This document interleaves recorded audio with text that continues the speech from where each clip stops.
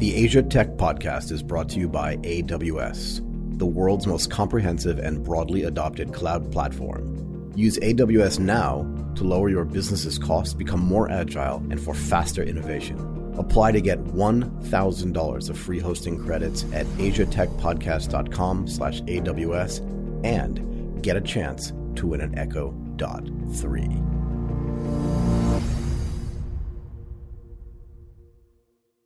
Hello? Hello? Podcast Network Asia. Hi, this is Michael Waits, and welcome back to the Asia Tech Podcast. Today I'm joined by Daniel Callaghan, the CEO at Veremark. Daniel, it's awesome to have you on the show. How are you doing today? Very well, Michael. It's awesome to be here too. How are you? I am super. Can you give our listeners a little bit of your background for context, and then we'll just jump right in, yeah? Sure, that'd be my pleasure. So today I am the CEO and one of the founding team here at Veremark. Veremark is a modern-day global pre-employment screening and verification platform with a blockchain twist that I'm sure we'll come to in a moment. In a broader context, I've been in HR tech and digital innovation for over a dozen years now, since having graduated from business school in Barcelona back in 2009. Second-time entrepreneur, having founded one of Europe's earliest global freelance marketplaces straight out of business school, business called MBA and Company and now called Talmix, which is still running. Then about 3 years ago, I moved to Asia, predominantly Singapore, where I then joined, again in the HR tech and future of workspace, the digital innovation and investments team at Adecco Group, which is the world's largest recruitment company, and then sat on their senior leadership team across APAC, looking at all things future of work and HR tech related, determining what we use, buy, build, borrow, copy, or invest in. As an addition, I also now I'm one of the managing partners at the Workplace Accelerator. The Workplace Accelerator is Asia Pacific's first dedicated HR tech growth and investment platform. There's a lot to unpack there. I want to start with this.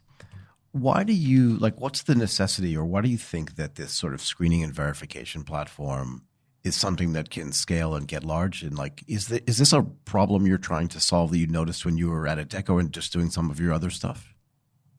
It is. I mean, it's definitely a problem that the other founding team noticed as well, and was an area that we looked at in the recruitment space.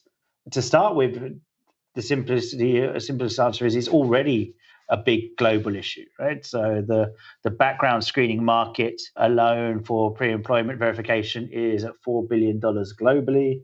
It is growing at 10% year on year annually. With definitely no reason to slow down. Companies all over the world have to do it. It's not a discretionary line item. If you're in the financial services, then you need to make sure that the person you're hiring isn't an international money launderer, or hasn't been struck off the directors or the financial registrars list.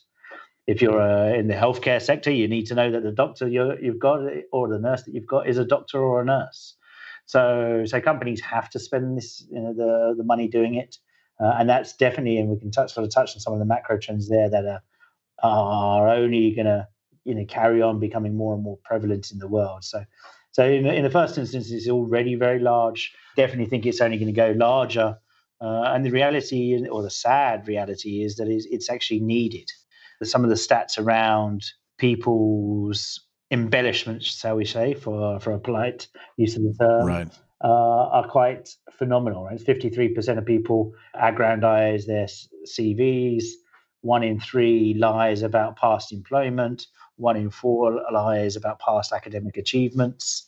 These things add up, and the cost of a mishire is such that actually the rationale or the insurance policy of just getting that extra certainty around someone's integrity levels and what they've told you that what they've told you being the truth is well worth the money spent. So I could not agree with you more, and I want to share a personal story with you. But when I'm done telling this story, I want you to tell me how technology attacks this problem. When I was applying for a job, let's just say at a top tier investment bank in the United States, they told me the story of the person they were going to hire before they hired me. And they took this person out to dinner just before they hired them. And it turned out that he said that he was a swimmer on the swim team at his university. And it also turned out that one of the guys who was hiring him was also a swimmer and asked him just casually, right, just as an interest, what was your time in like the butterfly or the crawl or whatever it was? And he didn't know. He threw out a time that was just completely wrong, and they didn't hire him. So the thing that he chose to, this is true, this is a true story, the thing that he chose to lie on his resume at that time was so inconsequential, but they caught him and they didn't hire him for that. And I guess the question for them was, if that wasn't true, what else on your credentials wasn't true? Does that make sense? Yeah, absolutely. I mean, the difference between, say, a 3.6 GPA or a 3.8 GPA is inconsequential. The real thing that you're checking for is not the grade, but the level of integrity. Absolutely. And that comes down, if culture eats strategy for breakfast, then getting the right people on board who aren't going to lie about the insignificant things to make sure that they then don't lie about the significant things is a pretty vital part of that. So how does tech solve this problem?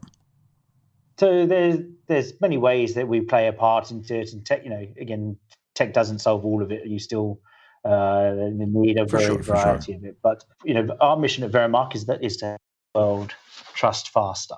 And actually, when we look at the Veremark as a complete solution, from not only the way that we conduct the pre-employment and background checks, but also the innovation that we have created is around a blockchain-based career passport.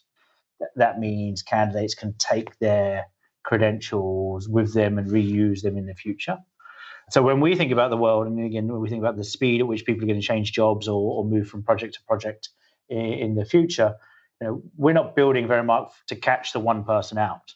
We're building Veremark to help the other 2 out of 3 people who tell the truth get that job faster. And that's really where we try to build out our technology, or the lens with which we use the technology layers through. In how can we make the experience better for the candidate? How do we make it faster and more real time so that they can get to work faster? How do we make that so there's a sense of permanence around what has been checked and what has been verified, so that ultimately, again, they can share these undisputable, immutable facts around their previous achievements, which in turn obviously then have considerable benefits to the company, because they don't have to recheck someone. They don't have to wait 4 weeks for a university to come back and tell them that in 1974 this person did graduate with a master's degree. They don't have to go back and wait another 3 weeks for their past employer to go through the records.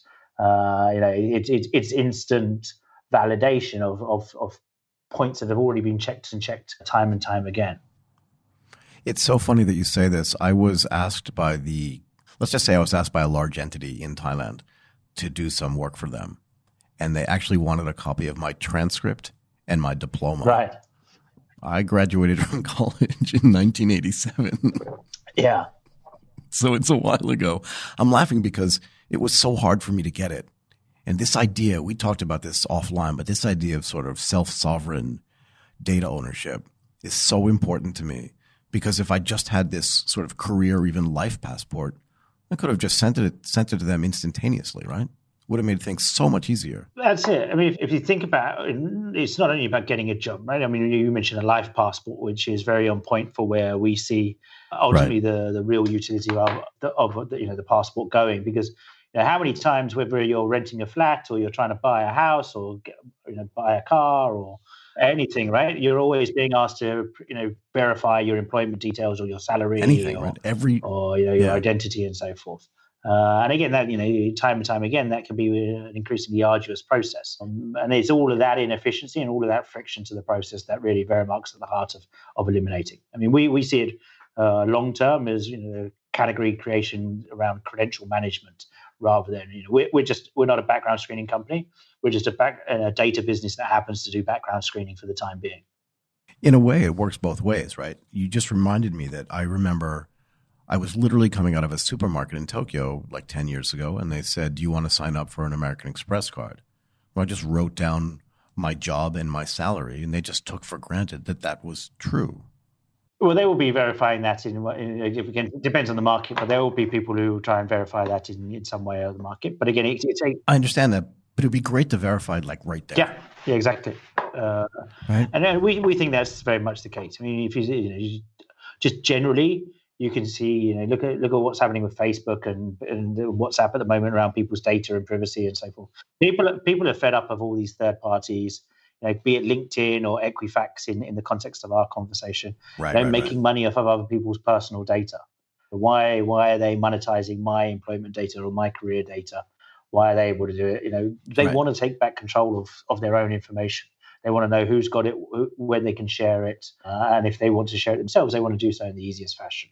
And for all of those, again, speak at the very heart of our mission to help the world trust faster and get where they need to get going. So, do you think that if companies like Facebook and Equifax are making money off of my data, your data, everybody else's data consolidated, if we get to this idea where everybody has their own sort of data passport or life passport, right, or credential passport, is there a methodology then for people to then sell their data when they believe there's value for them as well, as opposed to having these big platforms sell it? You understand what I mean? Yeah. Oh, absolutely. I mean, I think it's very much going that direction. You'll see it. People are already selling, able to sell their own data in part in certain blockchain-based solutions. But I would definitely think that there'll be ways for people wanting to plug into various networks and resell their views and, as you say, usage patterns and so forth. So do you think and I want to get back to some of the macro trends that you were talking about, because we haven't covered that yet. But just while we're on the topic of data and the value of data, do you think that it's possible to create a sort of self-sovereign data marketplace, like a two-way marketplace where there are insurance companies, employment companies on the institutional side, and individuals who have data that they're willing to sell at some price, and have there be like a two-way market where people bid and offer that type of data? Does that make sense?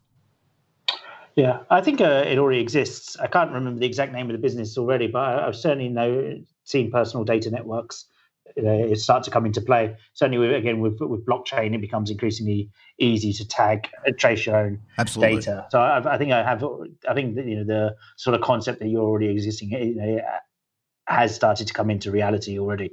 Well, if it's there and I don't know about it and you can't remember the name of it, it can't be that big yet. So it just means that I have some more. It just means that I have some more work to do for myself. But I like this idea, as you know, of self-sovereign. So if people are making money off of it without me, then I should be able to make it myself. Anyway, let's get back to these macro trends that you were talking about. You said that there are macro trends that are driving this as well. Do you want to just explain what those are? Yeah, absolutely. So if you think about the world of employment now, right? And there are a couple of underlying facts that we've sort of based our thesis on, and one, that background screening is going to be an enduring trend is simply because people aren't going to stop lying. And so we have a certain base level of certainty there that people are always going to embellish when they want to, embellish the facts for when they want to get employment, and it's a proven statistical fact that the number of lies go up during economic uncertainty. It's because the incentive to get the job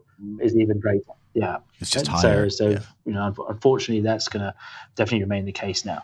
Then you look at sort of tenure of employment and styles of employment. The average tenure of an alpha or a Gen Z or Gen Y is increasingly short. It's 18 months and decreasing. It's no longer, definitely no longer, even job for a couple of years or a job for life. That's it's much more almost becoming project and gig based, right?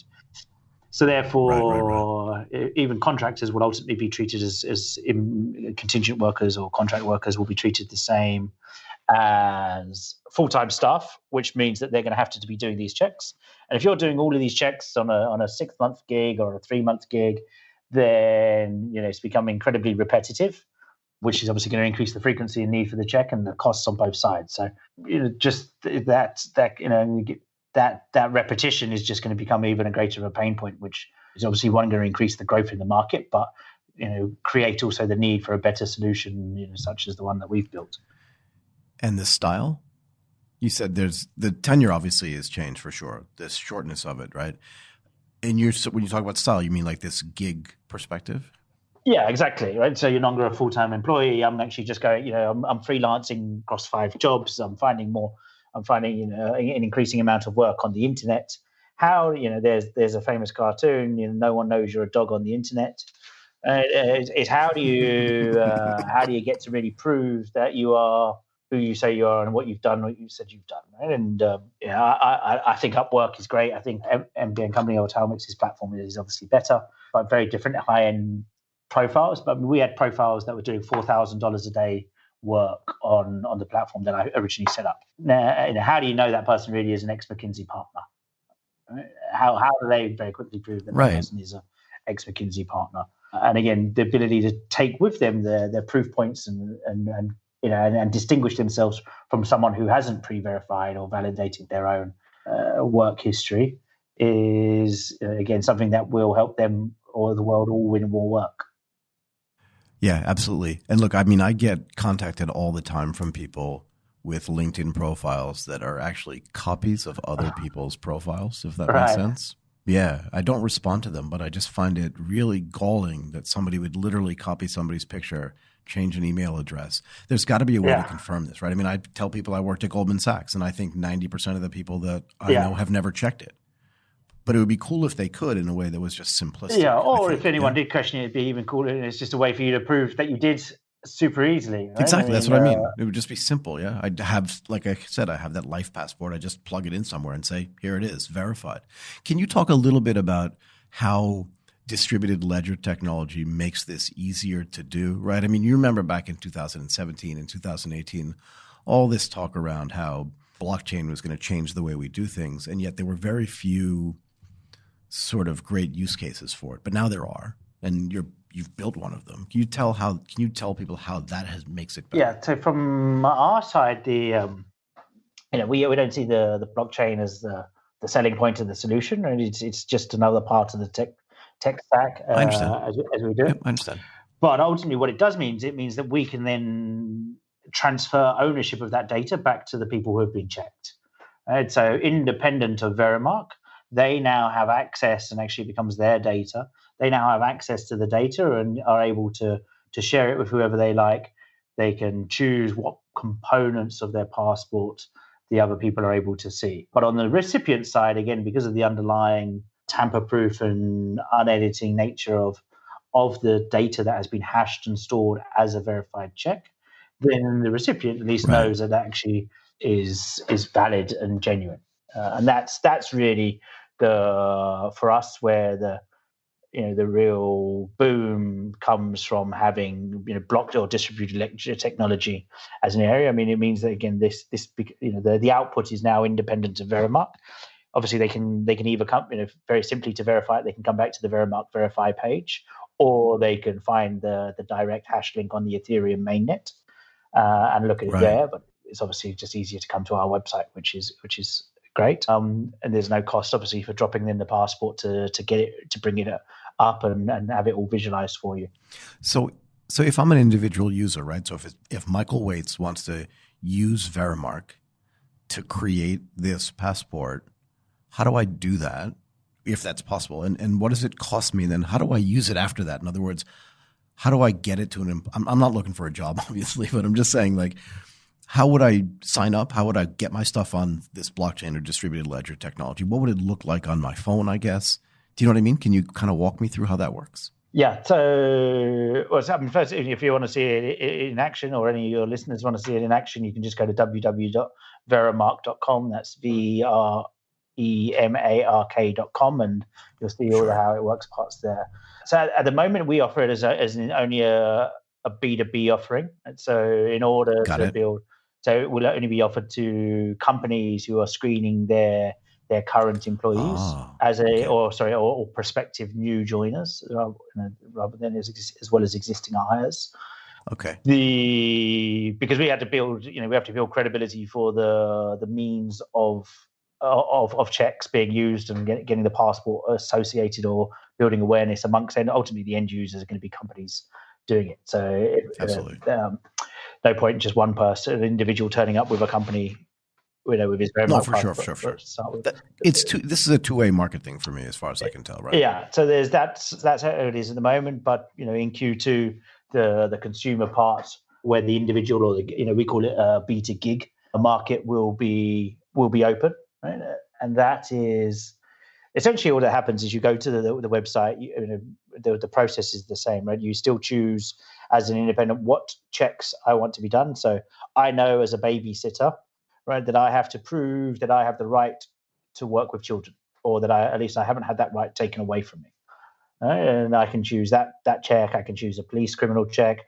I can choose my college qualification that shows I'm an expert, or university education that shows I'm an expert in child safety and healthcare. And I can get 2 references from previous employers. Right? And I choose those collection of checks. I then enter the various details of that. So where I studied, my digital ID, my address for the last 5 years, whatever the component parts that we need to process the information. And then our platform automatically reaches out to the various sources of truth. Right? So we'll have plugged into the a country's criminal database, or the right to work with children database, or we will reach out directly to the university or the past employers, making sure that they're all verified in real addresses, comparing it against the millions of other addresses we have for that company, and so forth. We collect the responses. Those responses all get programmed and processed into the system, so that then the individual then gets the results, and you can see if it's been verified, or if there's a question, or there's actual discrepancies from a red, amber, green perspective, and how big or minor there are the discrepancies. And then they get what we call spots, single points of trust, for each of those checks that they can then share with whoever they like. And basically, that sharing is essentially almost as if you were forwarding an email or a link, or rather a file, that then the recipient comes back to the Veremark website, drops it in the verify page, and you can see all of the data points and all of the data trail for how that was verified, by who, by when, and if there are any mismatches in dates, grades, studies, titles, etc., etc. Now there is a solution to this problem that will not break the bank: AWS. The beauty about AWS is it's not just the world's leading cloud platform where the most successful tech companies use it. It is also super startup friendly. Yes, startup friendly. Why? Because it has the most functionality, so whatever you're trying to build in whatever architecture or language, it will work with you. AWS is also flexible in that you only pay for the services that you use. Your servers can also expand dynamically when you have a spike of users, so that your app or service will not crash. We are hooking you up with $1,000, $1,000 worth of free hosting credits from AWS that you can use to build your tech right now. For a startup, this is invaluable. All you have to do is apply at asiatechpodcast.com/AWS and fill out the form to apply to get $1,000 of free credits now.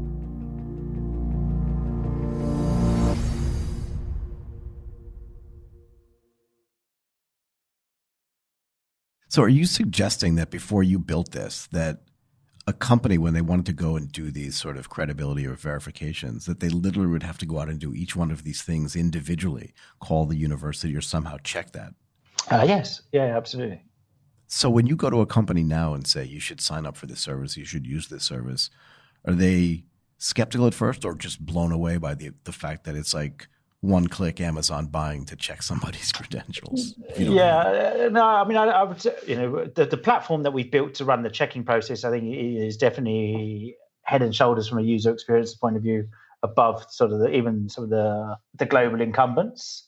But again, the way those checks would get ordered, has not radically changed. And again, how some of those checks get processed is increasingly obviously digitized through us versus their more pen and paper delivery methods. But the real innovation from our side again is around what we do with that data, and then where we start to let people plug that data into. So again, it's it's more around our end game is this ecosystem around credential management and being able to use that verified data to do X, Y, or Z as opposed to just, be secure for that one job that I've just got. Do you want to talk about how the Workplace Accelerator came about and how it dovetails with what you're doing at Veremark?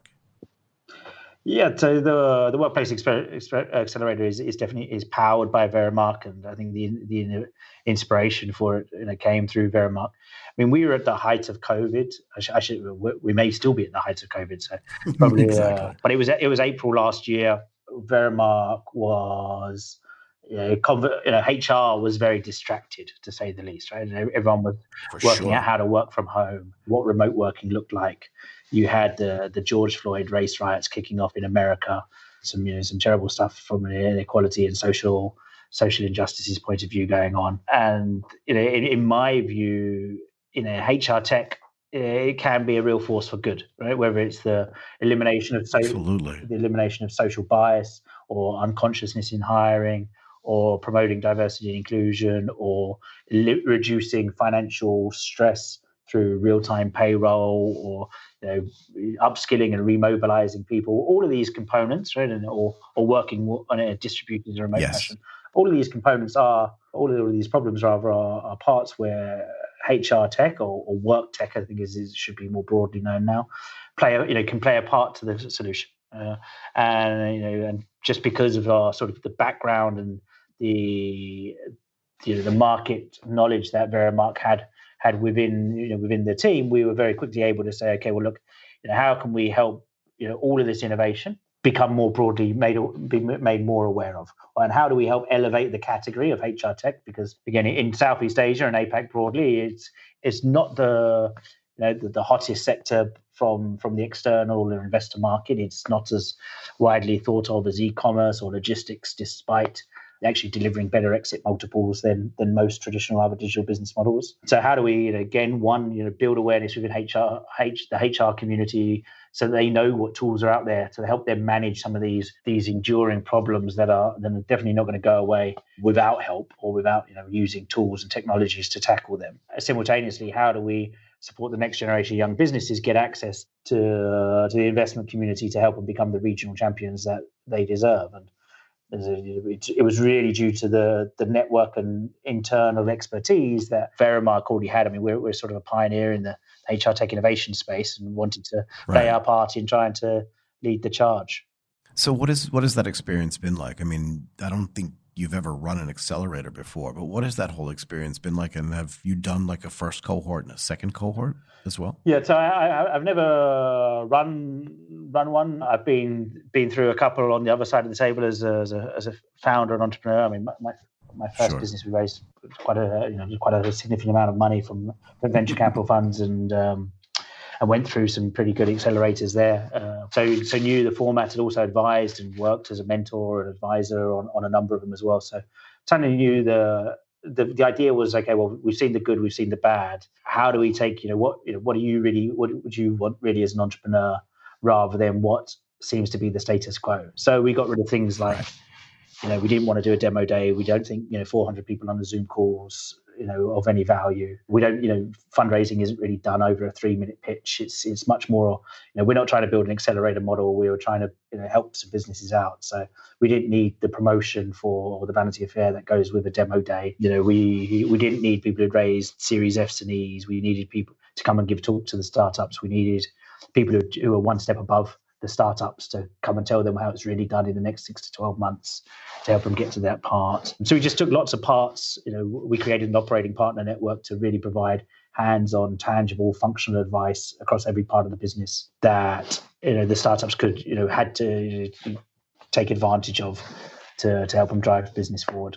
So we in total it became about 120 hours plus of content, actual hands-on content and direct client meetings as well. Across a 16-week period. We had over 120 businesses apply to the first cohort, all commercially focused on Southeast Asia. Ran some pretty stringent screening, 3 rounds of screening conversations, not only with the team from the Workplace Accelerator, but more importantly with subject matter experts in each of the relevant business fields that the companies were in, and then whittled that down to the top 7 businesses that we thought were, really high potential. And again, not just in HR tech, and I can sort of explain a couple of the tangential businesses we had, but took 7 businesses. They all had to be revenue generating. They all had to be commercially focused on Southeast Asia, have a team, have a product, and really ready for that next spurt of growth after some good initial traction. So it's great. So 7 businesses. It's all run. We're just coming to the end of the first program now, where we're connecting all of the businesses with the broader investment network, both our own syndicate that's been built out and the VC community. And thankfully, having spoken to all of the businesses in the last week or so to get their feedback on it as we come to a close, they've all found it very, very useful, which as have the mentors. I mean, there's 100+ client mentors that we got on board, all senior CHROs and regional heads of talent acquisition, who all came together straight away to be part of it. And everyone, the ecosystem got behind it really quickly, and I think everyone's found it an enjoyable experience, which has been wonderful. I just want to jump in for a second. I love this. I love some of the things you said here. I have been commenting for a while, or opining for a while, that I think that demo days where 400 people are there just don't cut it for me. And also forcing people to do sort of a 3-minute pitch.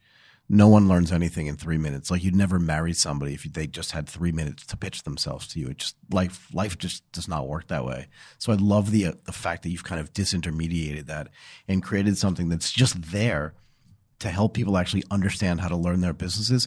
And the other thing I would say as well is there's very little advice that's direct and immediate that a Series F raiser can give to somebody who hasn't raised a seed round yet, or is just about to raise their venture round, because they're so far away from that process that it can't be relevant. So I just love the fact that you figured this out and built this thing.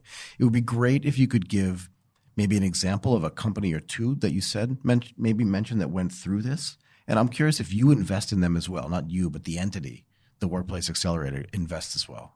Yeah, short answer to the long one is yes. So we built out an investment syndicate for the Workplace Accelerator to then invest in the businesses as they go through the program, and then we connect them to the broader. So again, rather than doing a demo day, what we do is connect them to 10 curated investment meetings each with people who are actively involved in B2B, HR, future of work type businesses in Southeast Asia, so that they can top up or add on to their rounds as well. And that's done in an initial 20 to 30 minutes meeting that they can take on afterwards. But so very much, we don't, again, we have the option to invest, so we don't guarantee that we invest in all of them, but for sure. The results are still pending for this one, so I won't say too much for fear of giving the game away to the other startups. But yeah, they're all going through that process now to see who gets invested in by the syndicate as well. For the businesses, I mean, as I said, it's more broadly around the future of work than just HR tech. So we've got some. For sure. There's some core, obviously, HR and recruitment businesses in there. So there's a fantastic business called PMAPS, PMAPS.in, and they do psychometric testing, but it is it's actually done by photos. Right? So and it's been hugely, it's not gamified, pop the balloon type things. Games like to test cognitive ability, but it's very much around this personality-based testing for all levels of worker by doing things like having them look at various photos and see how does that make you feel. And I know somebody who's doing this. I actually did an entire episode on one of my other podcasts about giving people images to look at, taking their opinions of those images. Very interesting, actually. Yeah, and how does that? Where does that? If in this photo, which one are you? And, right. I mean, but it becomes incredibly non-linguistic, so you can use it all over the world very quickly. You can use, but it's also very useful for blue collar workers, right? So I was having a conversation with one of the partners at a sort of high top end HR consultancy yesterday, and she was explaining about the case of people on a ship's crew workers on these oil rigs who have stay on these boats for 6 to 9 months time. So you really need to get a very deep understanding of their mental strength, if you will, or resilience, to be able to be isolated or on a boat for that long, with these other people, or are they all going to turn psychotic? And it's how some of the tools they were using were pretty outdated. And actually, in her view, this, she also very respected professional in this field, saw PMAPs as a in her words, a game changer for that. So that's one sort of business, which is sort of more in the traditional HR and talent acquisition space. You have another business which is called Rush Hour, which is actually a micro transit platform. Right, so which means that they run the algorithm that enables companies to run private bus networks to help their teams get to and from work. So if your place of work is in a remote location and that's affecting your talent acquisition, or if you're in the Philippines or Thailand and you've got people working night shifts and you don't want that your female team members to feel danger and such, then you can use this platform to instantly almost set up your own private bus company and offer it as an employee benefit. Or they can use it as their own sort of personal bus network as well. It'll come and pick you up at your house, along with your other teammates and colleagues, and then drop you off at work. And which obviously carries benefits, but operationally, it means as a company you start to know if people are going to turn up to work on time. There's extra community building, there's extra safety, there's an extra 30 minutes where you could help them provide extra materials to them. And that business is already operating in the Philippines, in Singapore, in Malaysia. In Malaysia, they're helping ferry people to and from the hospital with COVID cases. And they've set up the buses so that they can carry those sort of socially distanced passengers in isolation and get them now back inoculated as well. So I mean now.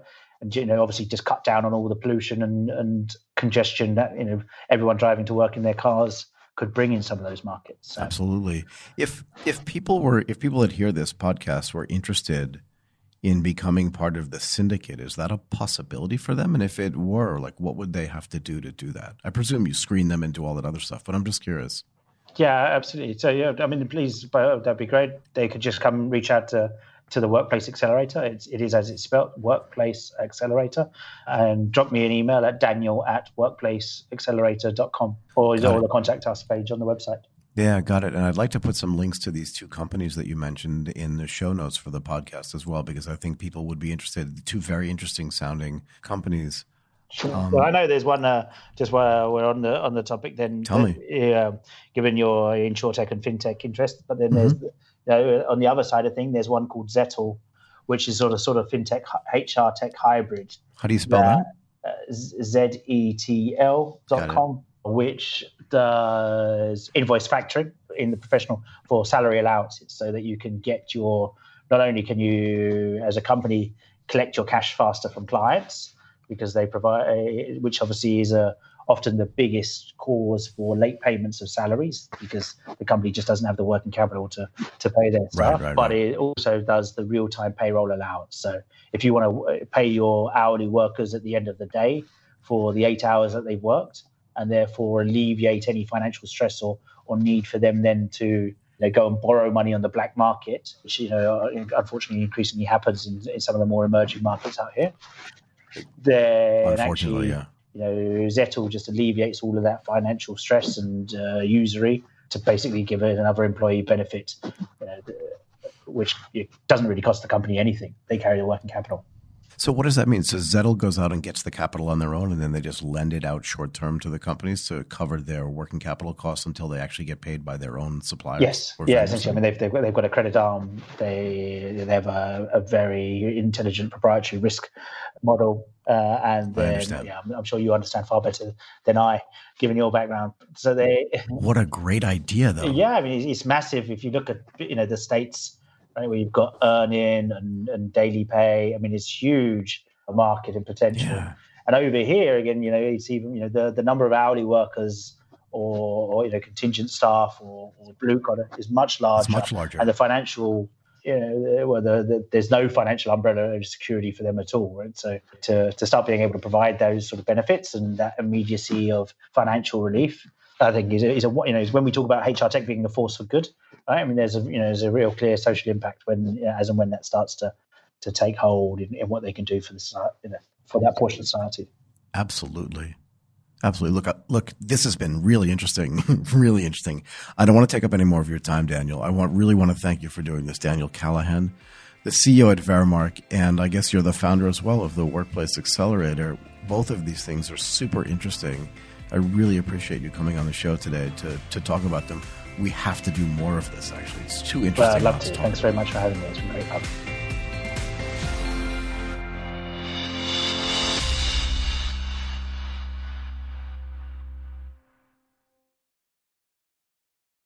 The views and opinions expressed by the podcast creators, hosts, and guests do not necessarily reflect the official policy and position of Podcast Network Asia. Any content provided by the people on the podcast are of their own opinion and are not intended to malign any religion, ethnic group, club, organization, company, individual, or anyone or anything.